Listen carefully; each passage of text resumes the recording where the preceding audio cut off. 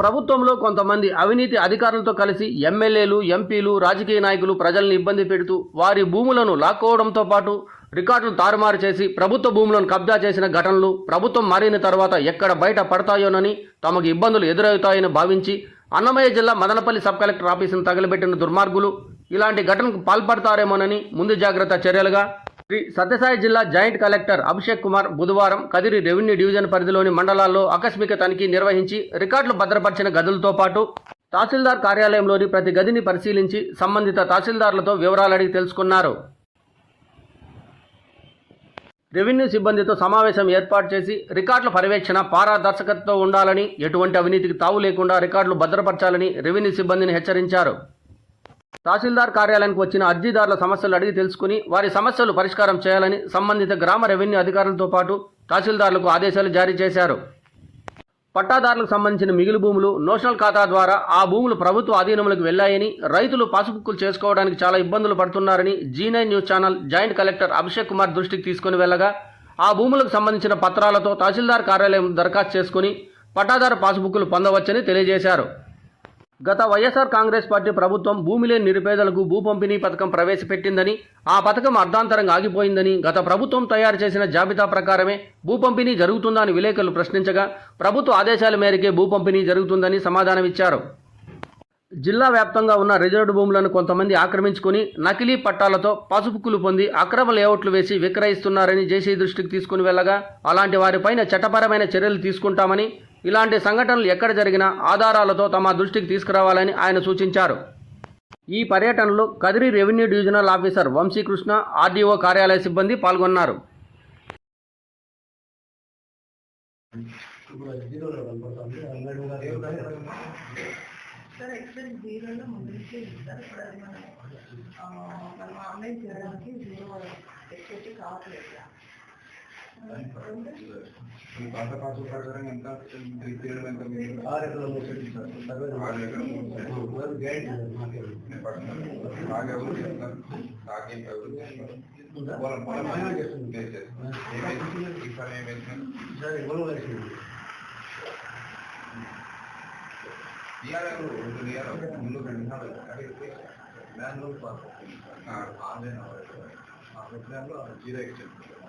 అది ఫైల్ ఇచ్చారా మనం అప్డేట్ చేసే location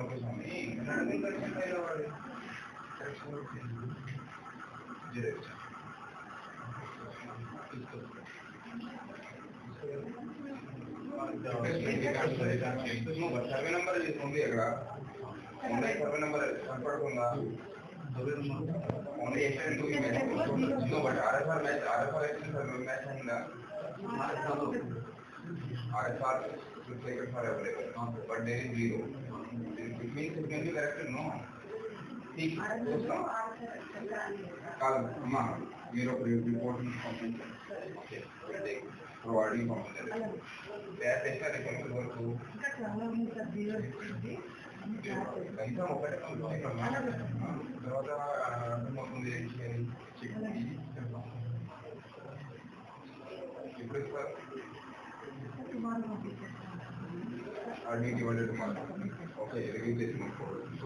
sir request sir press sir notional ఖాతా ఇష్యూస్ చాలా ఉన్నాయి సార్. నోషనల్ ఖాతాలో చాలా నెంబర్లు నోషనల్ ఖాతా ఉంటే యాజమాన్య అప్లికేషన్లో వస్తాయి.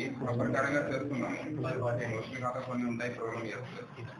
ఇప్పుడు మనకు కేజీఆర్ఎస్ రోజు, మీకోసం రోజు, రెవెన్యూ రోజు ఏమైనా అప్లికేషన్స్ వస్తాయి. ఆ ప్రకారంగా చూస్తున్నాను. ఈరోజు కూడా ఒక రైతు చెప్పారు, చూసి ఒకసారి అడగండి కరెక్షన్ చేసి. సార్ ఇంకో చిన్న రిక్వెస్ట్ సార్, కందిబేడలు దాదాపు 6 నెలల నుంచి సప్లై కావట్లేదు సార్ మండల వ్యాప్తంగా సార్. కందిబేడలు సప్లై అంటే బెనిఫిషియర్కు రావట్లేదు సార్. కాదు సార్, కందిబేడలు సార్.